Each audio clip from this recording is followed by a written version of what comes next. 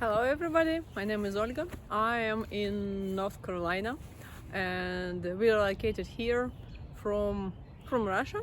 I was originally born in Kazakhstan, but we relocated here from Russia and now we live here in the USA in North Carolina. So today is Easter Day and I promised our pastor Dennis from the church where I go that I would send him the video about Russian churches because they're really different. The church behind me, I googled it on the internet, on Google Maps, that it's Orthodox Church because, as you know, Russia normally we know about Christianity, division between Catholicism and Orthodox, Eastern Orthodox Church. So Russia theoretically belongs to Eastern Orthodox Church, so that's also Orthodox Church, but you're not gonna believe me, but it's absolutely different from what I normally saw in Russia and in Kazakhstan, and there will be also video of church from Poland. I don't normally take any videos inside the church.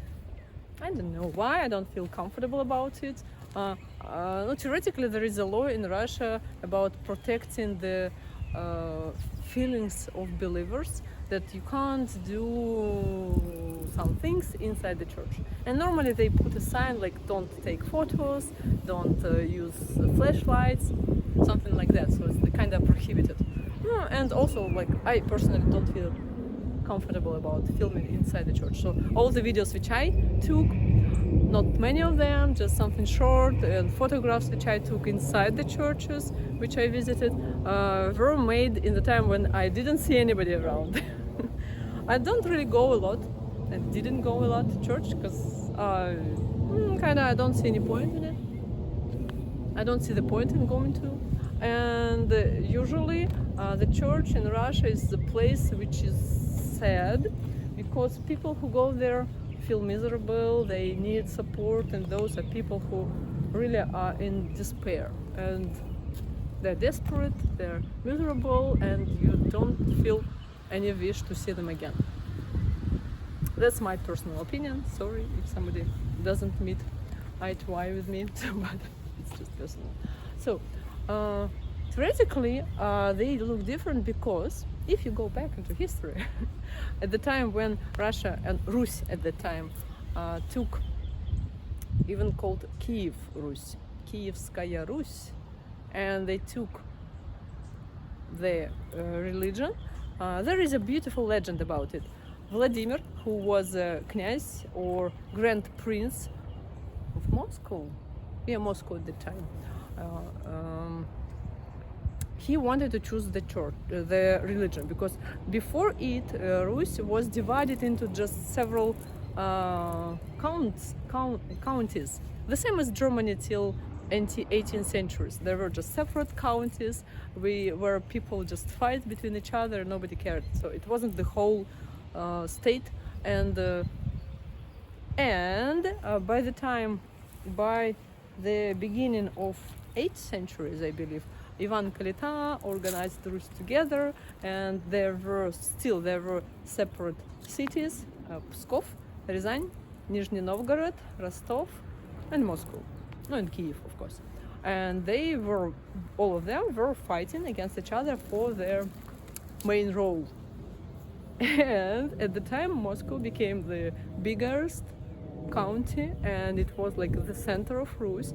And to finish this unification, Vladimir, this knyaz, Grand Prince Vladimir, wanted to have one religion for everybody, because at the previous times they were barbarians, and many of them had beliefs of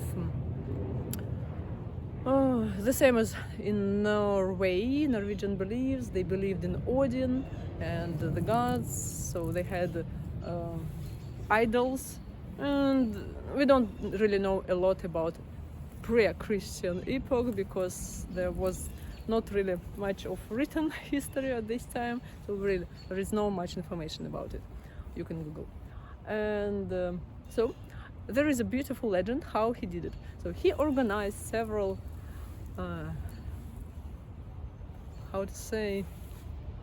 visitors who were sent to different countries, to Jerusalem, to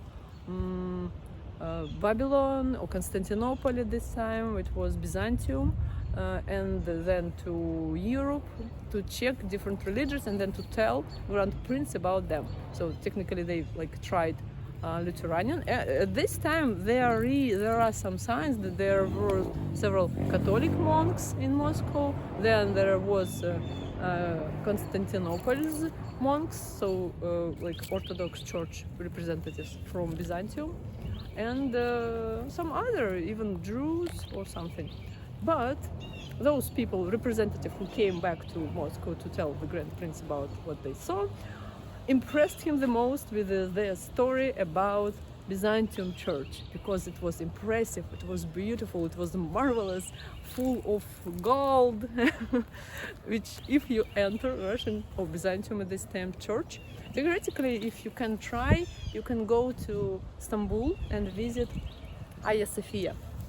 Hagia Sophia, which was the same like Byzantium time church in Constantinople, which now is Istanbul, but before it was Constantinople.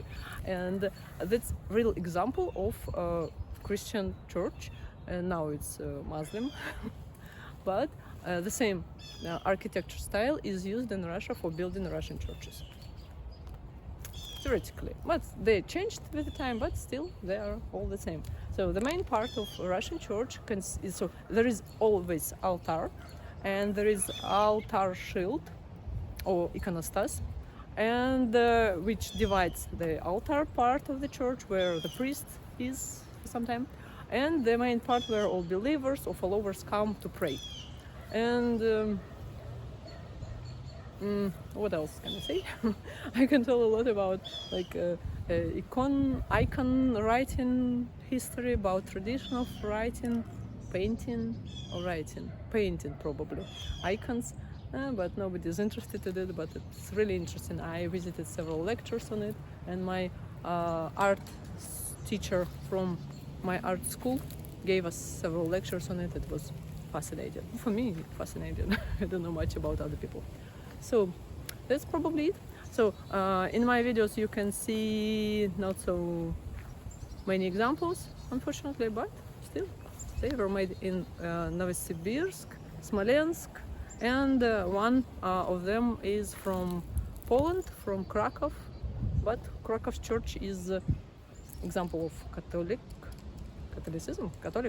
church. So the same kind of church I met actually in Smolensk. There are mostly Orthodox churches, but one of them is Catholic, but it's now in a poor condition. I feel really sad about it, because I saw similar church in Minsk, which is Belarus. So theoretically they look absolutely the same, with the same architecture style as in Krakow, Peter and Pavel Cathedral in Krakow, the same type of red костёл. The same, absolutely the same. Looking to my mind, it's absolutely the same structure, the same building outside. Red костёл in Minsk, in the center of the city, built about 100 years ago in 1907, as I remember, according to the lecture. And the same time was built this костёл, in Smolensk, but in the time of communist era, it was closed, it was never held and taken care of, and now it's in real poor condition. They closed it like for restoration, but nobody paid any money. As I know that Polish community in Smolensk tried to restore it. They asked like central wherever metropolia to give them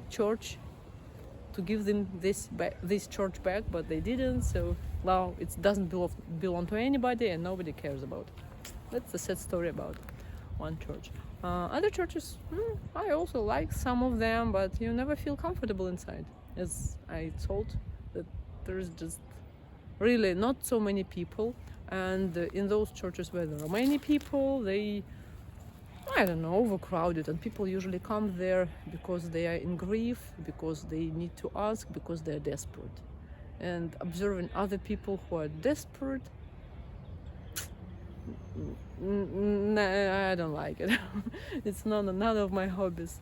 So, okay, I hope it was interesting. If you have any questions, feel free to ask. See you later. Bye bye.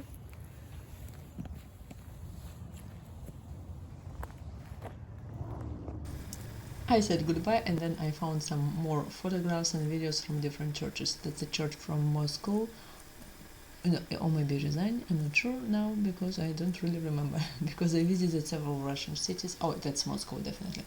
And while going from place to place, I filmed several places which I liked the most, but I didn't really make any comments, I didn't post any of these videos. And that's the biggest cathedral in Moscow, and every visitor who goes there, I'm not sure if you can see Kremlin from this place or not, but it's really near there. It's like 20 minutes walk from this cathedral to Kremlin, so it's really in the heart of Russia. And yeah, it has a lot of investments. That it's beautiful, and it's worth visiting if you have possibility. Otherwise, there are different churches which don't have other, how to say, investments, but they are really interesting. They show the beauty how it was, and you can study history with them. Like this church built in 10th century, not this, but the next one, and it's in Smolensk, and it's still alive, and you can see the particular bricks how they were built, and the same structure of churches as I told in Byzantium, Constantinople, and inside it's empty. Yes, it's empty, but there are still icons, but empty. Still good looking, and with the smell of candles. And that's the same church, but from the outside. So thank you for watching, I hope you will enjoy, and there is my video from Ryazan. Hello there, hi, it's me, Ola again. I am in Ryazan today, and behind me there is an unbelievably beautiful cathedral. That's Cathedral of cathedral which was built in the 17th century, and you will never believe it. It's really beautiful inside, and the construction of it is in a very good condition, and it's just heart-taking feeling. It's amazing. It's inside this there are icons which are 25 meters high, but inside it's really cold because there is no heating system, and it was closed for the winter time.